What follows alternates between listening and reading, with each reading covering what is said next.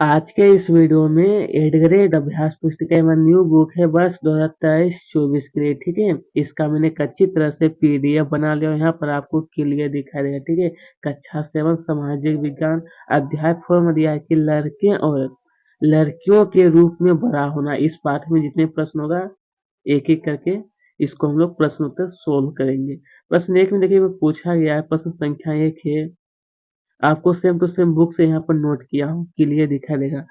1960 के दशक में लड़कियों के स्कूल में होते थे, क्या होता था? तो ऑप्शन या कि स्कूल के बाहर खेलने का मैदान, स्कूल के बीच एक आंगन होना, एक ही कमरे का स्कूल या फिर किसी प्रकार का खेल का मैदान ना होना। इसमें आपको सही टिक लगाना है कि स्कूल के बीचों बीच एक आंगन, इसमें आपको टिक लगा देना है। ठीक है, तो चलिए अब इसके आगे बढ़ते हैं। इसका आगे पूछा है, प्रश्न संख्या 2 में दिया है कि जब कोई अपने काम के लिए अपेक्षित मान्यता या स्वीकृति नहीं पाता है तब वह स्वयं को महसूस कैसा करता है? ऑप्शन दिया कि मूल्यवान, अमूल्यित, प्रेक्षक या फिर पर्यवेक्षक। इसमें सही टिक आपको टिक लगाना है। इसमें आपको टिक लगा देना है। ठीक है, और आपको कुछ नहीं करना। तो चलिए इसके आगे बढ़ते हैं। इसका आगे पूछा प्रश्न संख्या 3 में दिया है कि कानून के अनुसार था, किसके अनुसार? तो कानून के अनुसार कितनी महिला कर्मचारियों की संख्या होने पर बाल वारी की सुविधा देना होता है? ऑप्शन यहाँ दिया है कि 10 से अधिक, 20 से अधिक, 30 से अधिक या फिर 40 से अधिक। तो सही टिक हो जाएगा 30 से अधिक। कितना? 30 से अधिक है। प्रश्न 4 में दिया है कि 1960 के दशक में लड़कियां किस प्रकार से स्कूल जाती थी? कहा है लड़कियां जो वो किस प्रकार से स्कूल जाती थी? तो उत्तर लिखना है कि 1960 के दशक में लड़कियां समूह बनाकर सकरी गलियां से स्कूल जाती थी। लड़कियां जो था वो समूह बना करके सकरी गली जो होता है, यानी सकरी का मतलब क्या होता है? छोटा गली से वो स्कूल जाती थी। देखिए प्रश्न 5 में हमारा पूछा गया है कि 1920 के दशक में सामोया द्वीप समूह के बच्चों का स्कूल न जाने का प्रमुख कारण क्या था? तो उत्तर लिखना है कि 1920 के दशक में सामोया द्वीप समूह के बच्चों का स्कूल न जाने का सबसे प्रमुख कारण था कि वहां के द्वीपों में वहां के जो द्वीप था, यानी कि जो समुद्र था, मछली पकड़ना बहुत महत्वपूर्ण था।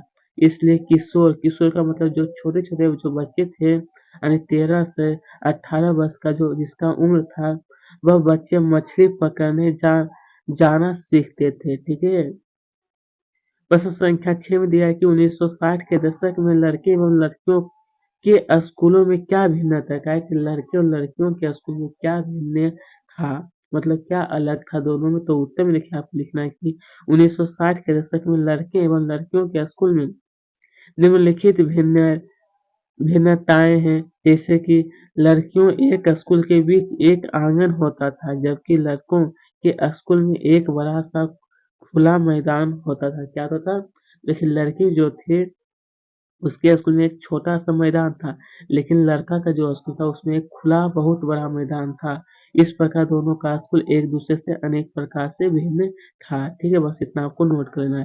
तो चलिए दोस्तों अब इसके आगे बढ़ते हैं। इसके आगे पूछा प्रश्न संख्या 7 में देखिए दिया है कि 9 वर्ष की आयु वाले सामोया द्वीप समूह के बच्चे से क्या कार्य कराए जाते थे? कहा कि 9 वर्ष की आयु वाले सामोया द्वीप के बच्चे जो उससे क्या काम कराया जाता था? तो उत्तर में लिखना है कि 9 वर्ष की आयु वाले सामोया द्वीप के बच्चों से निम्न कार्य कराए जाते थे, जैसे कि हो जाएगा मछली पकड़ना। दूसरा आपको लिखना है कि नारियल के पेड़ लगाना।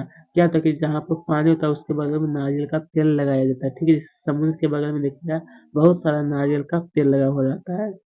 प्रश्न 8 में दिया है कि घर पर काम करने वाली महिलाओं का कार्य पुरुषों के कार्य से कम क्यों समझा जाता है? कम क्यों समझा जाता है? तो देखिए उत्तर में आपको लिखना है कि घर पर काम करने वाली महिलाओं के द्वारा किया जाने वाला कार्य को महत्वपूर्ण नहीं समझता है, कि महत्वपूर्ण जो उसे नहीं समझा जाता है।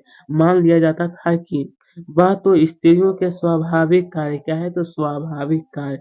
बस इतना आपको नोट कर लेना है। प्रश्न संख्या 9 में दिया है कि आपकी माँ या ऐसे लोग जो घर के कामों में लगे हैं, यदि एक दिन की हड़ताल पर चले जाएँ तो कहे क्या होगा? कहे क्या होगा? तो देखिए उत्तर में आपको लिखना है कि हमारी माँ या ऐसे लोग जो घर के कामों मतलब जो घर का जो काम होता है उसको एक दिन अगर छोड़ दिया जाए में लगे यदि एक दिन की हड़ताल पर चले जाएँ तो हमारे तो मानो सारे काम बिगड़ जाते हैं। सुबह नाश्ता समय पर नहीं मिल पाता, काम पर जाने में देर हो जाती है घर के काम करने की वजह से, ठीक है? बस इतना आपको नोट करना है, ठीक है? इसलिए मतलब औरत जो लोग जो घर में काम करती है वो भी छोटा-मोटा काम है, वो भी बहुत बड़ा काम है, ठीक है? उसकी जगह आप नौकर को रखिए तो उनको भी पैसा दीजिएगा क्या नहीं? इसलिए वो घर में बहुत काम करती है। क्वेश्चन नंबर 10 में देखिए पूछा गया हमारा कि लड़कों को खेलने के लिए कारें एवं लड़कियों को गुड़ियाँ दी जाती है। इस कथन से बच्चों को क्या बताने का प्रयास किया गया है कि लड़का जो उनको खेलने के लिए कार का जो खिलौना गाड़ी होता है उसको और लड़कियों को गुड़िया जो होता है वो दिया जाता है क्यों? तो देखिए उत्तर में आपको लिखना है कि बच्चों को यह बताने का प्रयास किया जाता है कि जैसे लड़कों को खेलने के लिए कारें और लड़कियों को गुड़ियाँ दी जाती है, उसी प्रकार बड़े होने के बाद उनके भविष्य भी अलग-अलग होंगे। क्या उनका जो भविष्य है, वो भी अलग-अलग होंगे। तो दोस्तों यहीं पे इसका क्वेश्चन आंसर समाप्त होता है। अगर आपको अच्छी लगी चैनल को ज़रूर सब्सक्राइब करें। आपका बहुत-बहुत धन्यवाद।